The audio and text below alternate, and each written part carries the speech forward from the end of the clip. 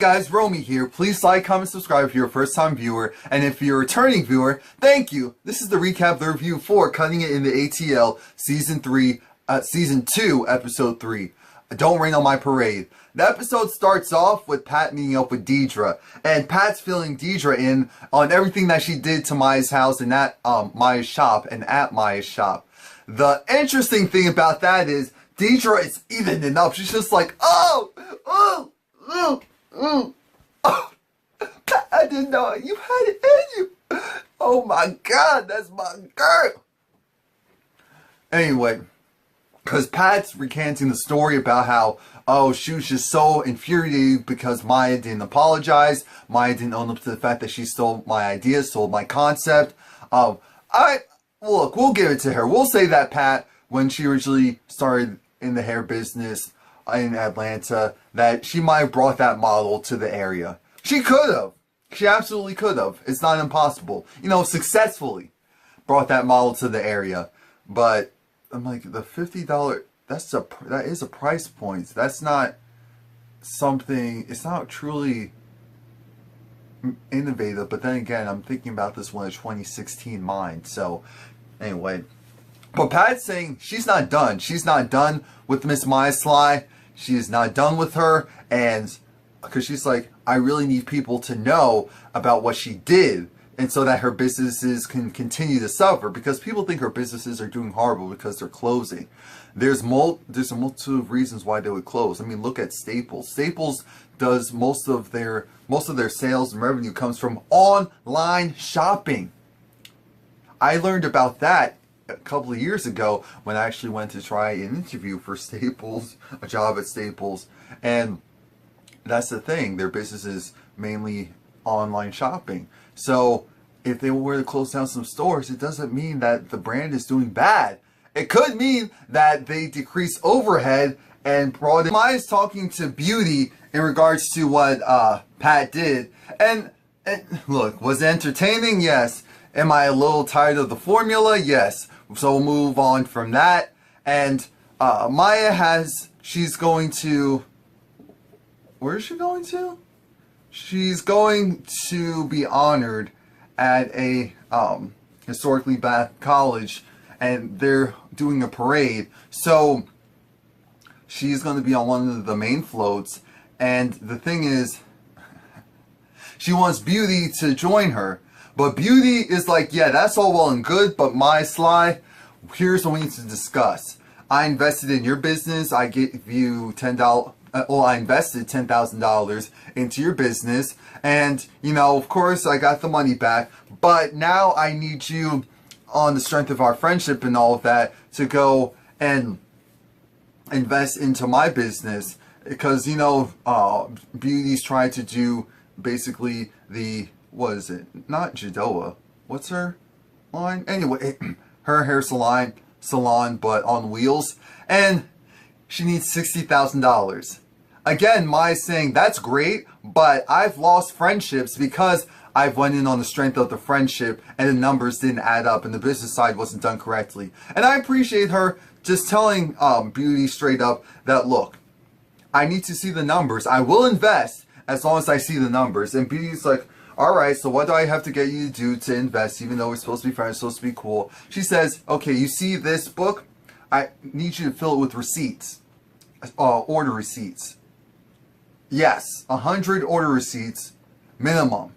If you can do that, then I will go and invest in your business. Now, as we know, we're thinking, okay, that's realistic over the course of, that's realistic. But something's going to happen. Something's going to happen. And I was also wondering how many people Beauty was actually going to bring to make sure that could occur. We move past that, and we're with Mushiya and LaKenya.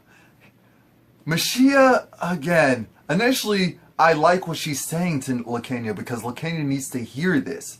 LaKenya needs to hear the fact that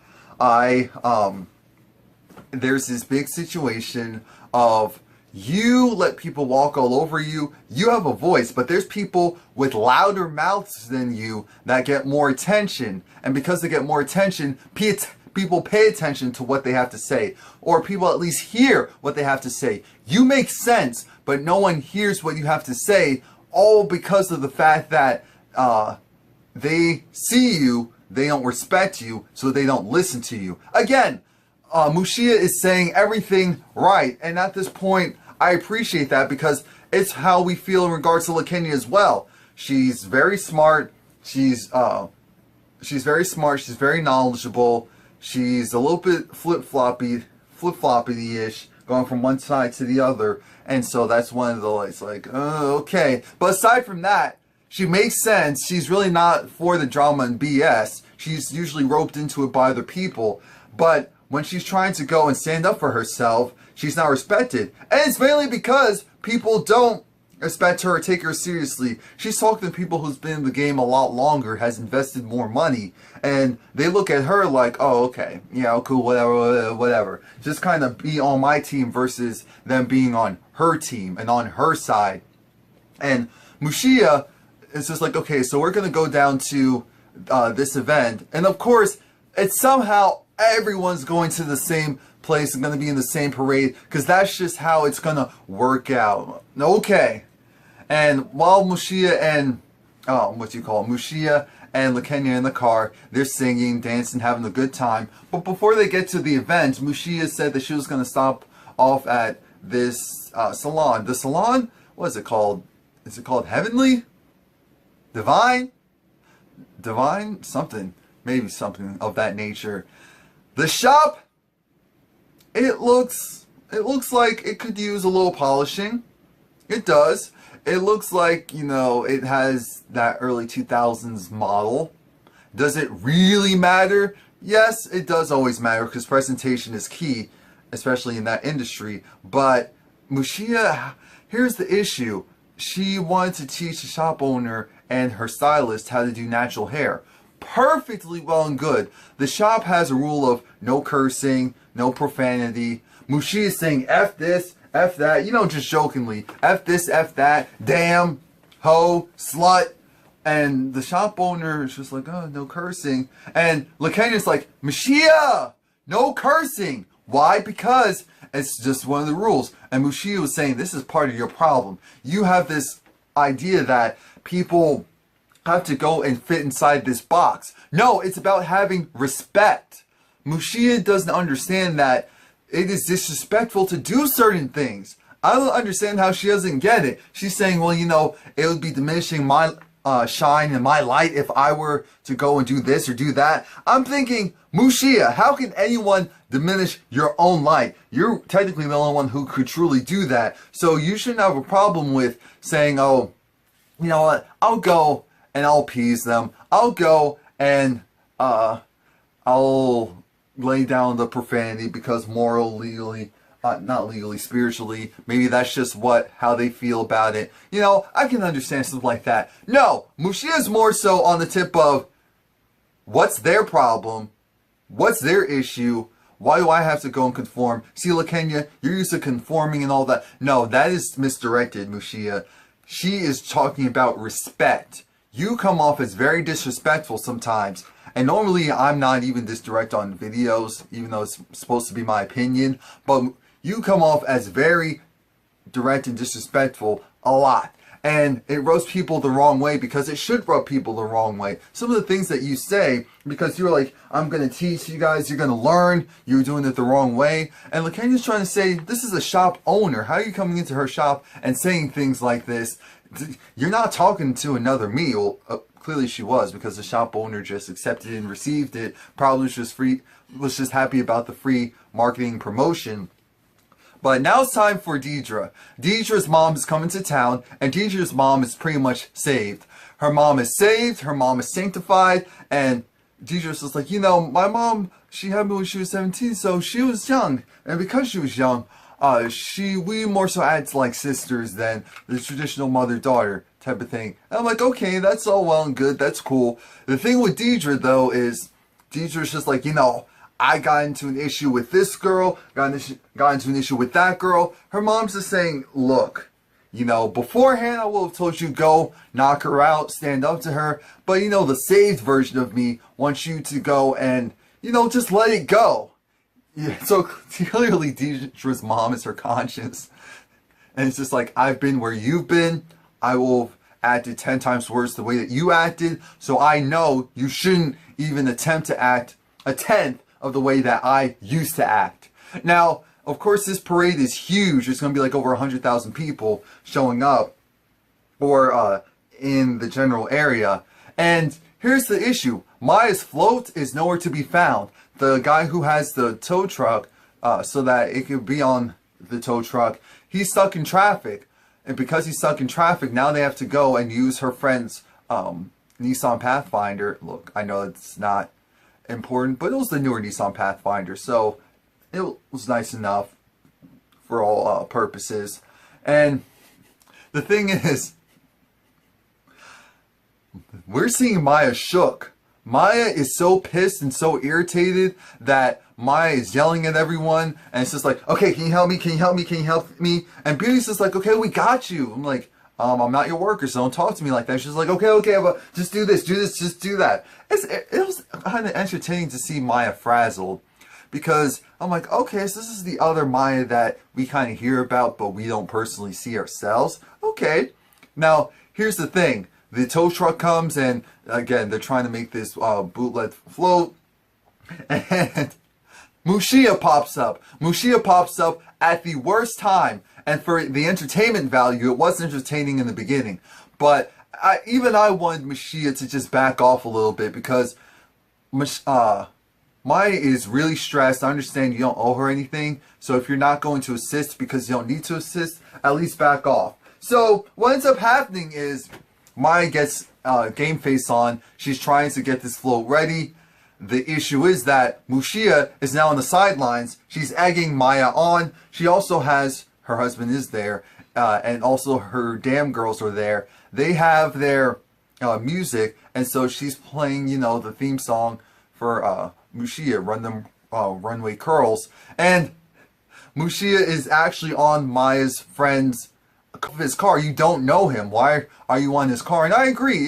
She was just like, yeah, I have permission. Yeah, that's all well and good, but you're not even supposed to be around here. And then Mushiya's girls had these flyers and advertisement, and she was just saying, this is supposed to be for the city. This is supposed to be for colleges, for schools. There are young kids out here. You have these posters. It has the words like, make hair that makes your husband horny, and all of this other stuff, slut, and all this, and you're cursing. I don't understand.